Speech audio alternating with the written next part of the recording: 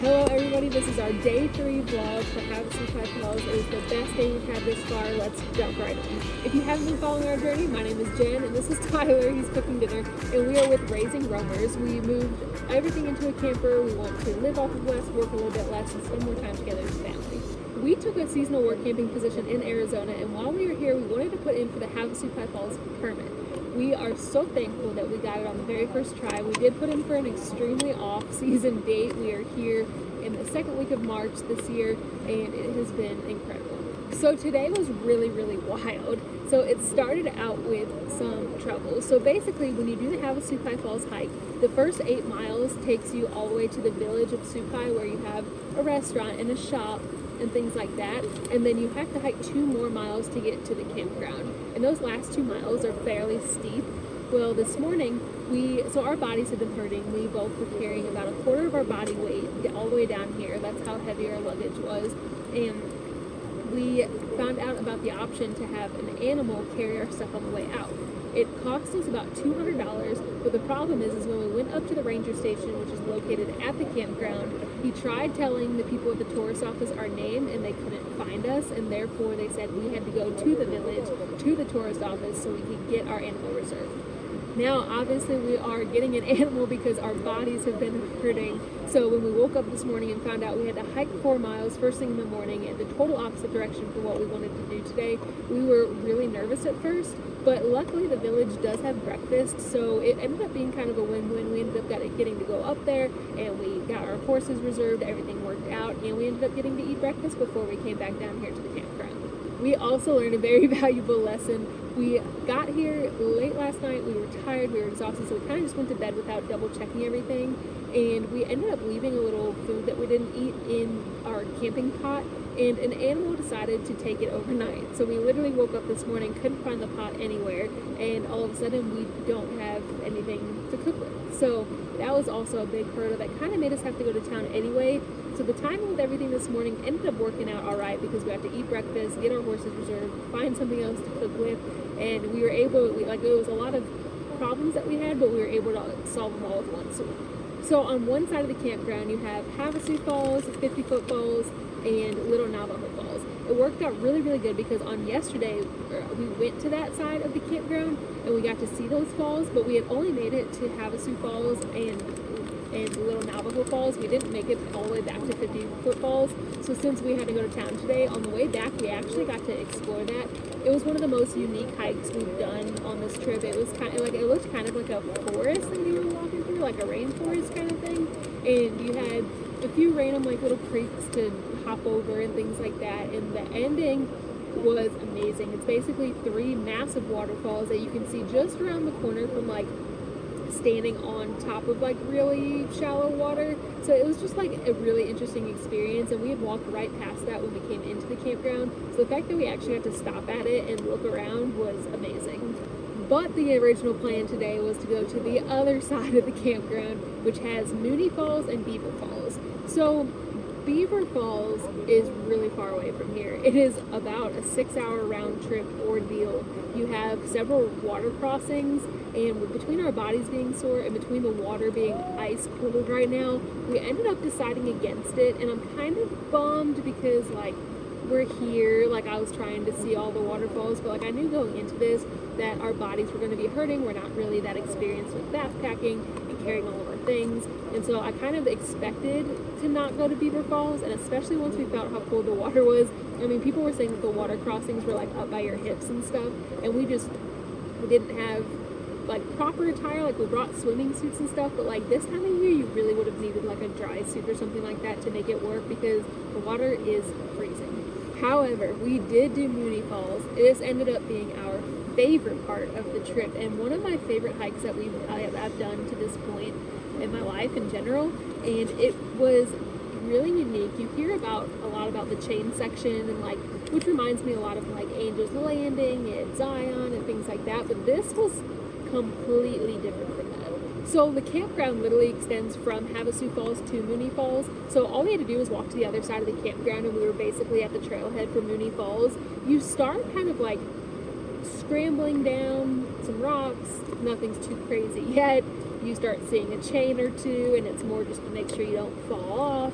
But people keep talking about the chain section, the chain section, the chain section, and I just did not know what they were referring to. And every time I'd see a chain or two, I'm like, there's no way that this is what they're talking about, because like this, like on Angel's Landing, you have to hold on to the chains or you're gonna fall. So like I was expecting something like that, and it just threw me off that we weren't really hitting those right away. What we ended up coming across though were these tunnels, and I don't know why no one talks about these tunnels, because they're so unique.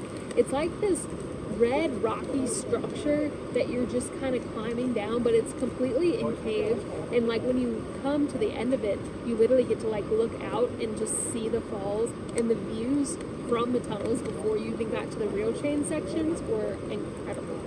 Then the real chain section begins, and I would say that this is even harder than the chain section at Angel's Landing. You literally are going down like a vertical rock face, and you have really slippery surfaces to stand on. This waterfall is so big and so powerful that on like the last quarter of the hike, you're literally getting wet from the water just hitting the lake part of it, and you're just getting soaked the entire time. So it can feel really dangerous because you just have to like be extra careful with your feet because they're slippery, but you're basically going down this vertical rock face holding these chains.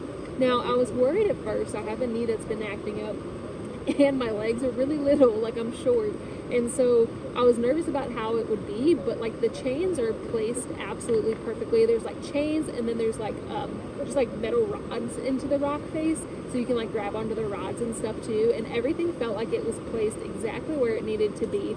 And I'm a big proponent that like any hike is doable if you just take it slow and take your time, and this is one of those things where like, yes, it's challenging, yes, it's slippery, yes, it can be dangerous if you're not doing it right, but if you do just slow down and take your time, there's no reason you can't accomplish it.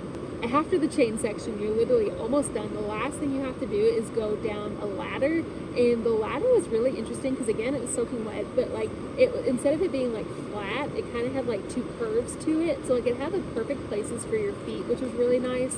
So the like it felt weird getting from the chains to the ladder, but once you were on the ladder, it wasn't bad at all. Then you have finally reached the bottom.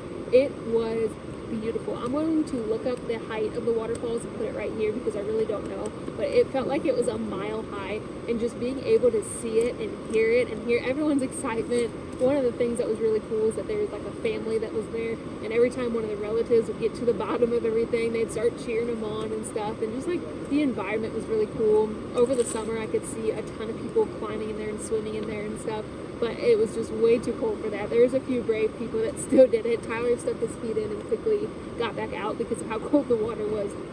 But it was just such an amazing environment, and the fact that you get to like see peaks of the waterfall like all the way through your hike, and then you just finally get to be at the bottom and see the entire thing, was such an inspirational and just like a heartfelt moment that we finally did it. Getting back to the top was actually a lot easier and a lot quicker than going down. Going down, I feel like you always have like that weird feeling that you're gonna fall, where like going up you can see what's in front of you. So while it was still slippery and freezing cold, a bunch of people did bring gloves, and I'm actually really jealous of that because it's not that it was painful by any means, but my hands were just ice cold, and it was almost like painful because of that.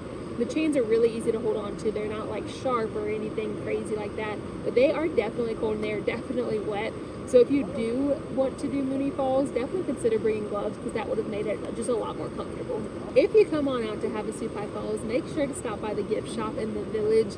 All of this it's been such a unique experience to see the Supai people and how they live and the different businesses that they have around town and things like that. And we're trying to support them every way we can. Like we had to go to the village today just to book a mule, but like while we were there, we went to the gift shop, ate breakfast, we ate lunch there a couple days ago when we hiked in. So definitely be just willing to support the village because they are allowing us to be here, and it is such a pleasure and such an honor to be here. So we are just trying everything we can to give back to the community that we're visiting. We also did find out first thing this morning that our son is sick, so we finished the day by going up to Havasupai Falls, where you can tend to have a little bit of cell phone service. And we FaceTimed him, make sure he was feeling better. He's doing much better this afternoon than he was this morning, so I'm really happy that we had the opportunity just to see Havasupai Falls again because it's stunning, and also be able to check on our son. Tomorrow is our big hike out. We are a little nervous but very, very excited that we will not have all of our bags with us.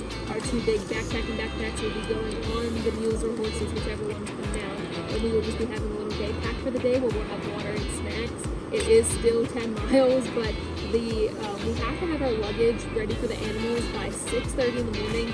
So we're waking up at about 5:30 so we can pack everything up. And the bags have to be like under a certain weight limit. You can't have anything hanging off the outsides and things like that. So we're literally waking up at 5:30. It's going to be really cold here, but we're going to pack up everything, put it where the animals come to pick it up, and then we are going to start our venture back to our car. We are heading to an Airbnb that has a hot tub, which our bodies are going to be really grateful for. So stay tuned, and we will be giving a day 4 update pretty soon.